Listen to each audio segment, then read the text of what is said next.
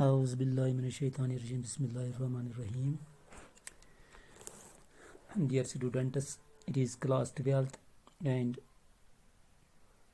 this is business studies. Today we have to start our new chapter, staffing. It is the 6th chapter of your business studies.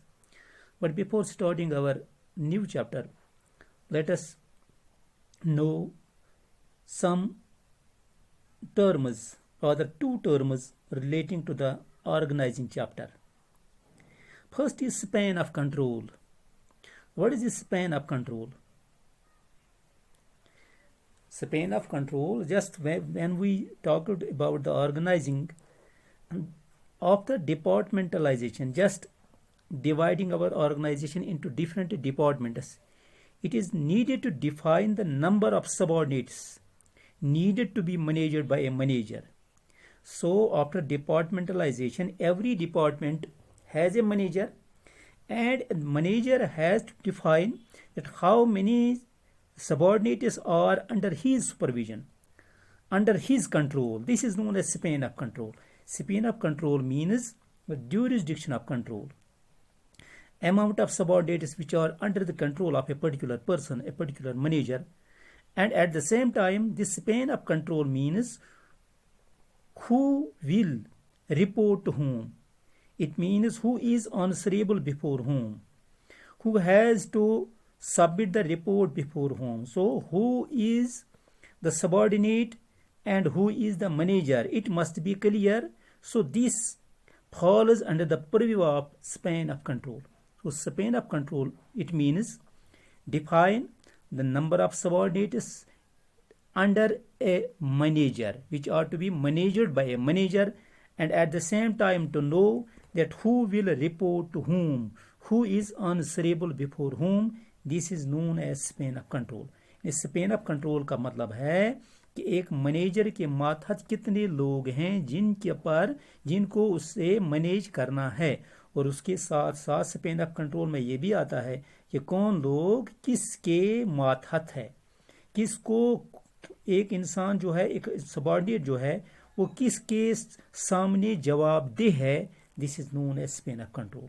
And the second term is delegation of authority.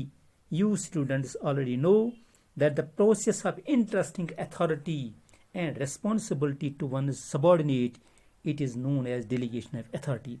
Delegation of authority का मतलब है जब higher level जो है अपनी कुछ authority, अपने कुछ इख्तियारात, अपने कुछ पावर्स सबऑर्डिनेट्स को दे देता है, और सबऑर्डिनेट जो हैं वो रिस्पॉन्सिबल होते हैं उस चीज़ के लिए, उस काम के लिए. उसे कहा जाता है delegation of authority. But this subordinate, he is accountable to one superior. Every subordinate is accountable to one superior. इसका मतलब ये नहीं है कि हम अपनी कुछ जिम्मेदारियां अपने मातहत को दे देते हैं, लेकिन उसके साथ में हमें ये भी याद रखना है कि ये जो जिसको हमने अपने कुछ अख्तियारात दे दिए हैं, वो इंसान जो है हर वक्त अपने सुपीरियर के सामने जवाबदेह है, उसको अपने कामों का हिसाब उसके सामने दे देना है. These are the two terms, span of control and delegation of authority. Let us now start our new chapter. The chapter is staffing. It is the 6th chapter of your business studies. Staffing. Staffing, as you know, this staffing is man related. It is wholly related to the manpower, to the human beings. It is related to the human beings. It is not related to the non-humans or machines, land and building, or all these things, because staffing, this function is concerned with bringing the right person for the right job. So the right person for the right job, this process is known as staffing. As you know that a business has to deal, every organization has to deal mainly with the human beings, and the human beings, they are expected to perform their jobs completely, responsibly. This function in any organization, it is performed by staffing.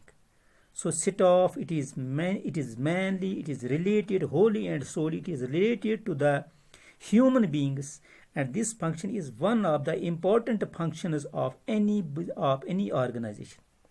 While we have planning, we have organizing, this staffing, it is one of the important functions of any organization because it is related to the human beings. Human beings, they are the basic units of every organization. No organization can be found if there are no human beings. So human beings are involved mainly in the process of staffing. This staffing, it includes the functions like recruitment, selection, training, growth, and development of employees. Not only these things, but the performance appraisal, that how these human beings perform, what is there, how they show the successes in their own departments, in their own responsibilities. So staffing includes the functions like recruitment of employees, selection of employees, training of employees, growth and development of employees, and at the same time the performance of employees. All these things are performed by staffing. So staffing recruits them, employs them, selects them, trains them, develops the employees. It is involved in the growth of employees, and it is ultimately involved in the performance of employees. So we can say that staffing is concerned with obtaining, using, and maintaining satisfactory and satisfied employees. So staffing, it is one of the important functions of every organization related with the human beings. And what it does to the human beings, it is related to obtaining them, using them, maintaining them in a satisfied way, and using them and maintaining them satisfactorily, and use them, and it is related to use them in a satisfied way. So we cannot say that it is only a function, but it is a line also. As we see marketing, it is a line as well as staffing, because it has to work on both the phases. It has to work with the human beings, and it has to work within on different lines, just recruiting, just growing, just training, just selecting, just showing the performance, or just judging or accounting the performance of different employees or different staff members. So these are the main functions of staffing. Just Theo Human, he has given the definition of staffing. What is staffing? He says that staffing function pertains to the recruitment, selection, development, training, and competition of subordinate managers. So Theo Human says that staffing function, it pertains to the recruitment. So he recruits the employees, selects the employees. It is related to the development of employees, and it is related to the training and competition of employees. So not only these, he selects the employees, recruits the employees, or develops the employees, but at the same time he is involved in the competition of employees, so that the target of the organization can be achieved.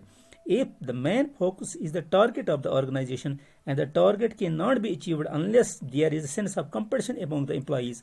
So what staffing does, it creates the sense of competition among the subordinates. Unless and until there is no competition, there are no different kinds of these different kinds of incentives given to the different employees at different levels. Staffing function, it cannot function. The organization cannot function. So staffing, treating it one of the most important functions of an organization. We know that it is related with the manpower, and it is related at every level, whether that is higher, middle, or that is the lower level of employees. It is needed at every level for the staff. So I think that it is enough for the day.